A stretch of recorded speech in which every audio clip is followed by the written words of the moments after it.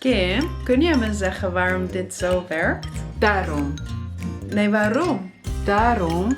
Waarom dan? Daarom.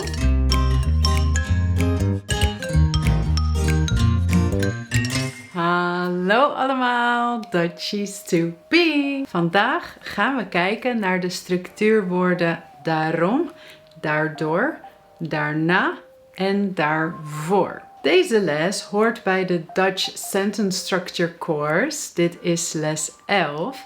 En we gaan kijken hoe wij deze bijwoorden gebruiken. Dus wanneer gebruik je ze en hoe verandert de zinstructuur als je deze woorden gebruikt. Met daarom en daardoor kun je een relatie tussen oorzaak of reden en gevolg aangeven.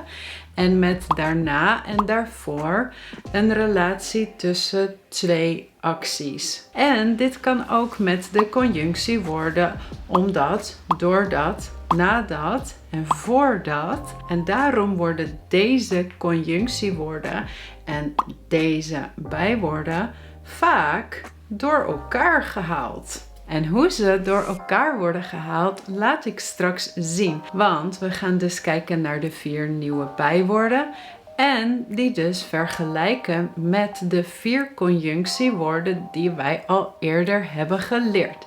Want omdat en doordat hebben we gezien in les 10 van de Sentence Structure Course. En nadat en voordat hebben we gezien in de video over conjunction words for time. En dat is les 9. Als je de video's over omdat en doordat en nadat en voordat nog niet hebt gezien, dan raad ik jullie aan om die ook te kijken. En ik zet de links in de beschrijving. Ik zal eerst 4 voorbeelden geven met de conjunctiewoorden. De eerste is, ik ga die spijkerbroek niet kopen omdat hij veel te strak zit. Dus hier zie je dat met omdat je een bijzin inleidt die een reden aangeeft. En in de bijzin gaat het werkwoord of alle werkwoorden bijna altijd naar het eind. Omdat de broek te strak zit. De tweede, ik ben ziek doordat ik gisteren op de tocht heb gezeten. Ook weer een bijzin. En hier zeg je iets over een oorzaak. Voordat we gaan koken, moeten we eerst boodschappen doen. Dat is een voorbeeld met voordat. En met nadat kun je deze 2 acties omdraaien. En dat is nadat we boodschappen hebben gedaan, kunnen we gaan koken. Dit zijn dus conjunctiewoorden voor bijzinnen. Je kunt voor zin 1 ook een conjunctiewoord voor een hoofdzin gebruiken. Bijvoorbeeld want. Ik ga deze broek niet kopen, want hij zit te strak. En in een normale hoofdzin staat het werkwoord altijd op nummer 2. En hier staat het subject hij, dus de broek, staat op 1. En je ziet dat want het conjunctiewoord dus de lijm is die 2 zinnen aan elkaar plakt. Dat is wat conjunctiewoorden doen. Dus ze nemen geen plaats in de zin in. Maar bijwoorden die we vandaag gaan leren, die nemen wel een plek in de zin in. En als je bijwoorden gebruikt, dan leid je een hoofdzin in. En omdat het bijwoord op plek 1 komt, krijg je een hoofdzin met inversie.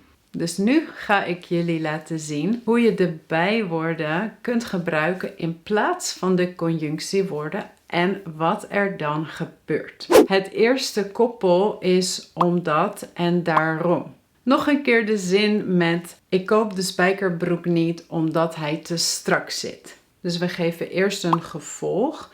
En met omdat zeggen we wat de reden was. Je kan het ook omdraaien.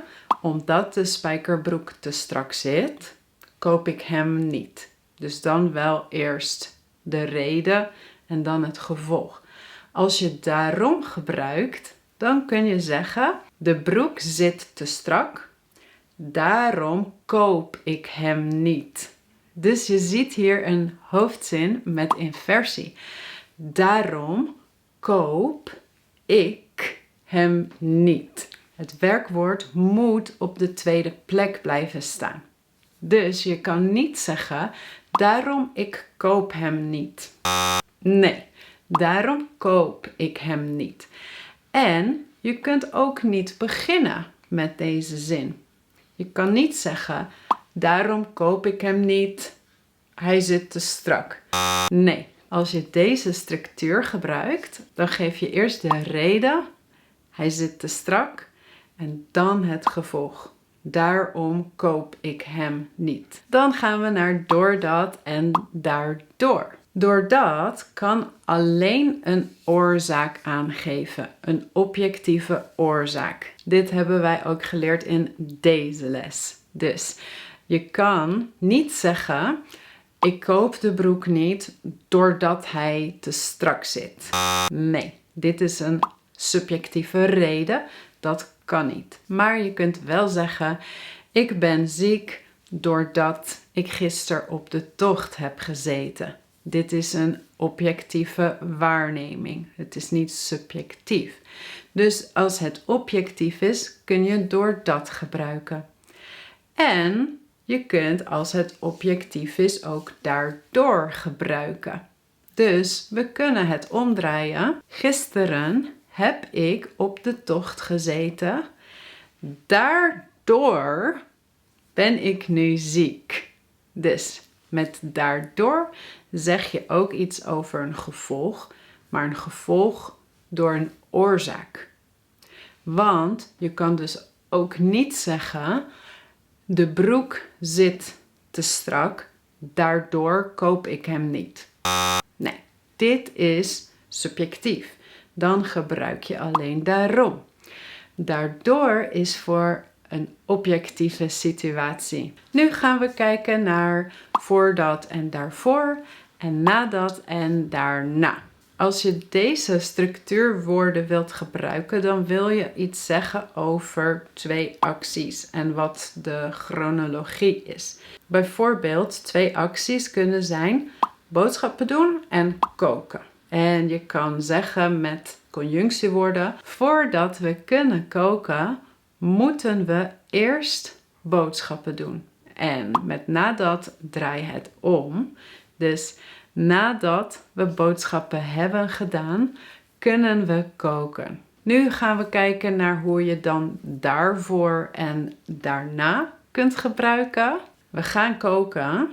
Daarvoor moeten we eerst boodschappen doen. Dus met daarvoor zeg je juist eerst iets over actie 1. We gaan koken, actie 2. Daarvoor moeten we eerst boodschappen doen. Nou, met nadat en daarna is dat hetzelfde. Ook weer de acties omgedraaid. We gaan boodschappen doen, actie 1.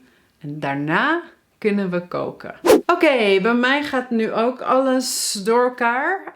Ik kan me voorstellen dat dat voor jullie ook zo is. Ik wil jullie een tip geven, een soort ezelsbruggetje. Want wanneer is iets nou een bijwoord en wanneer is het een conjunctiewoord? Nou, in dit geval zie je dat de conjunctiewoorden van de bijzinnen allemaal eindigen op dat.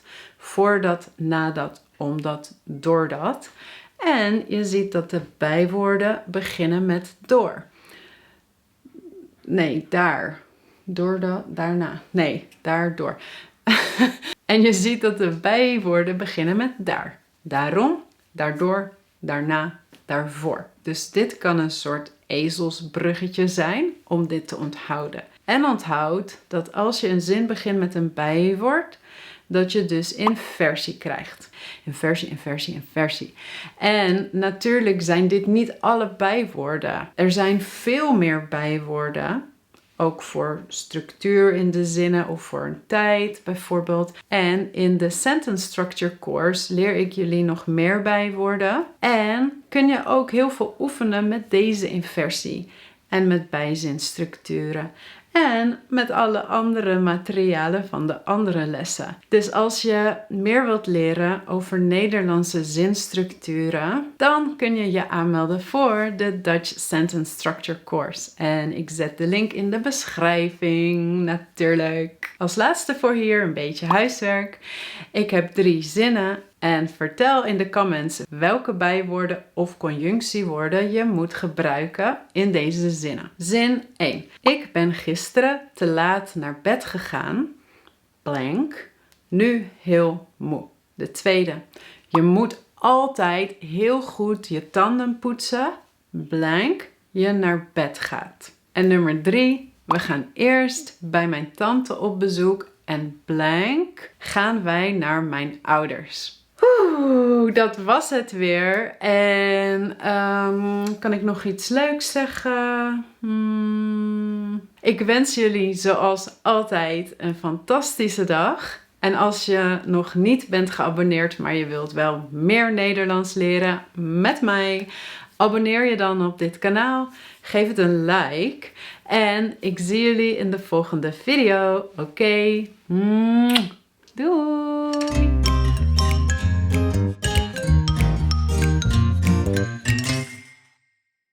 En je ziet dat de bijwoorden beginnen met daar. Daar of door. Daar. Daar. Daardoor, daarom. Ja.